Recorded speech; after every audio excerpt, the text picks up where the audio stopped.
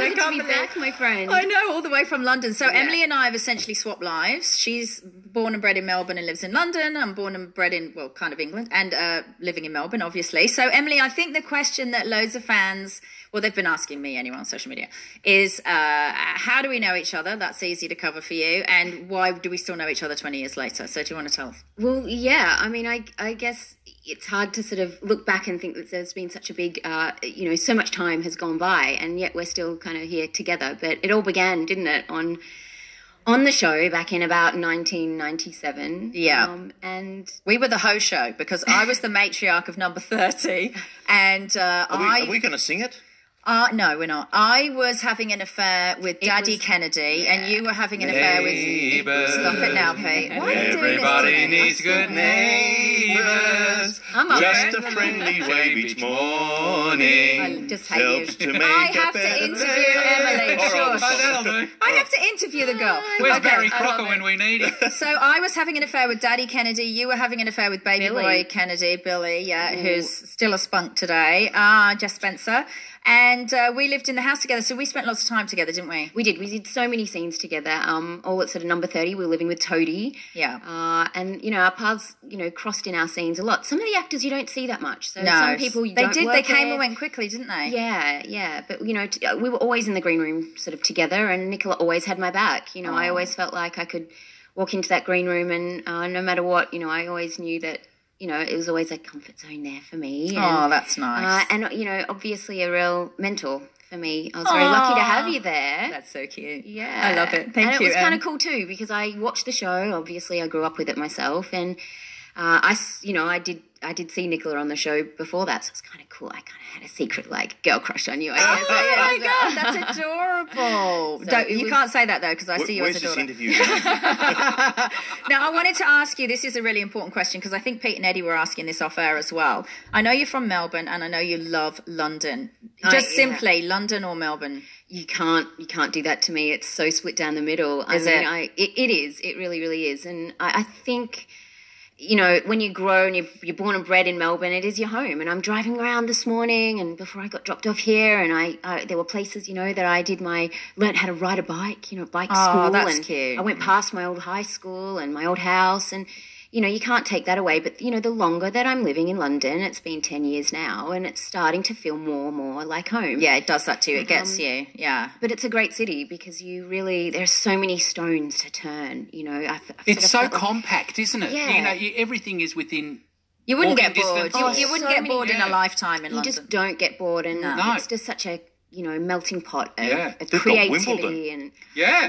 Now, They got Lords. both of They your do. parents are very And artistic, ladies. right? Yeah. And you seem to me to be very, very immersed in the art scene in London. Tell me how that happened and why that's still happening. I guess it kind of began because I thought, I'm at a time in my place where I can, in my life, where I can maybe, represent my father, who's an artist here in Australia. So I kind of took that on, made that decision, put that hat on. I have many different hats. Tell us what his name is so people can name look at is his art. Dennis Spiteri, and he's an amazing abstract painter. He paints huge scale paintings. He's Beautiful. gone and bought a property in the country and built, a purpose-built studio so that he can paint, store the work, have exhibitions.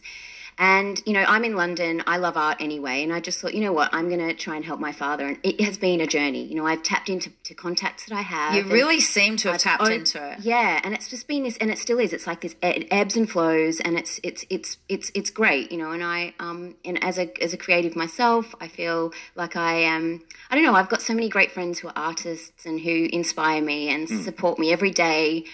To be an artist myself. And it's not just traditional art, right? Because you're in with a lot of photographers, obviously, because you're a very beautiful model and you're very fit and you do lots of pictures I'm and having stuff. fun doing that. But you're also an actor. That's how I know you. Yeah. That's how I first met you, is an actor. And I noticed that you've been hobnobbing with people like Kenneth Branagh and stuff.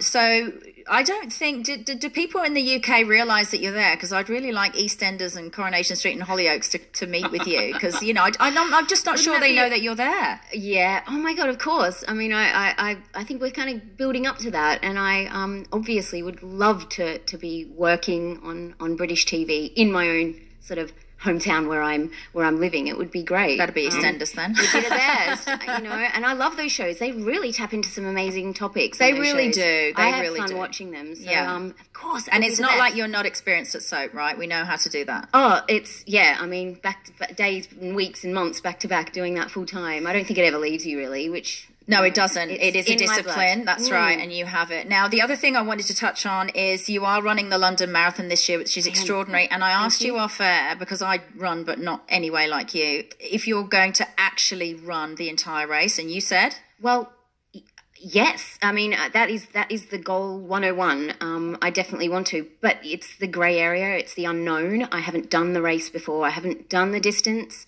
So who knows? So how does that work? It's going to be tough. You train up to what distance?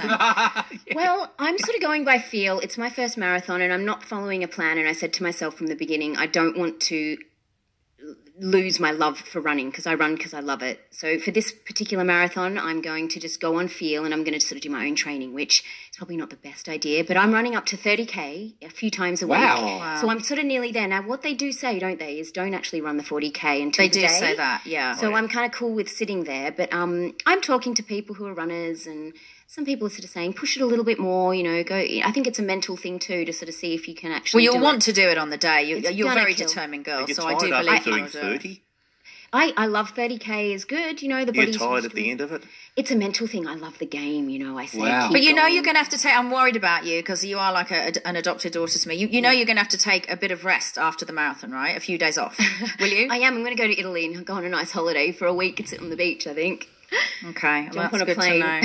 All right, and the future, Emily. Hopefully, we're going to see you in film and television in the UK, right? Yeah, I'm dying to get stuck into a project. I'd be so happy if I could have that script with that character name and my name next to it. Great. I'm going to tag some of the shows so that they know you're there. Thanks, Nick. And you are such an amazing export. They're lucky to have you, and we love you. Welcome back to Melbourne, Emily. I could see Emily in a James Bond film. So could I. In a swimsuit. There we go. How about that?